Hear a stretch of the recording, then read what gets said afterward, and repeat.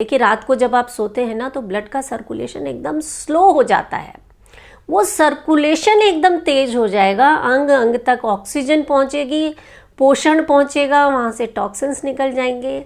आयुर्वेद कहता है जिन लोगों के शरीर में आमा बढ़ा हुआ है, जिनकी इम्यूनिटी वीक है, जो बार बार बीमार पड़ते हैं या जिन्हें दिन भर आलस, थकान, कमज़ोरी का अनुभव होता है, उनके लिए तो ये रामबाण की तरह काम करती है। जब रोज़ाना आप इस प्रैक्टिस को करते हैं तो ये आपकी मसल्स को टोन करती है, आपके शरीर में मेटाबॉलिज्म को बूस्ट करती है। सुबह सुबह खाली पेट इसे करना है। हो सके तो बिस्तर पर उठते ही सबसे पहला काम यही कर लीजिए। शुरुआत आपको करनी है पैरों से और टॉप ऑफ द हेड तक, यहाँ तक आपको ये घर्षण क्रिया करनी है। छोटा नैपकिन जो होता है टॉवल जैसा, वो आप ले सकते हैं अपने हाथ में और उससे अपने शरीर की इस तरह से आपको पूरे शरीर की मालिश करनी है। घर्षण क्रिया कर रहे हैं, 2-3 मोटी मोटी चीज़ें आप याद रख लीजिए, जैसे आपकी एंकल हो गई, आपके नीज हो गए, आपकी रिस्ट हो गई, एल्बो, शोल्डर, जितने भी जॉइंट्स हैं वहाँ पर जब आप घर्षण करेंगे तो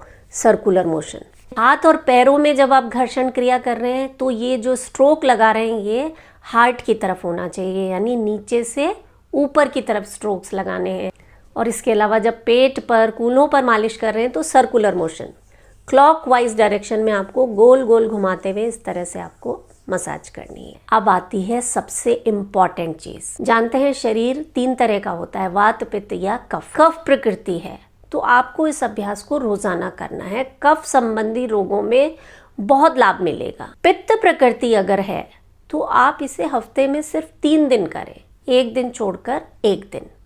और अगर वात प्रकृति है तो आपको ये क्रिया नहीं करनी है, आपको अभ्यंग करना है, यानी शरीर की मालिश तो करनी है लेकिन सूखी नहीं करनी है। आपको अपने हाथों में तेल लगाकर पूरे शरीर की मालिश करनी है। आप सरसों का तेल, तिल का तेल, नारियल का तेल या देसी घी से मालिश कर सकते हैं पूरे शरीर पर। जब ये घर्षण क्रिया हो जाए अपने सिर को मत भूलिएगा, 2-4 बूंदे घी की लगाकर सिर पर आपको अच्छे से इस तरह से घर्षण करना है। टॉप ऑफ द हेड, यहाँ पर थपकी दें, घर्षण करें।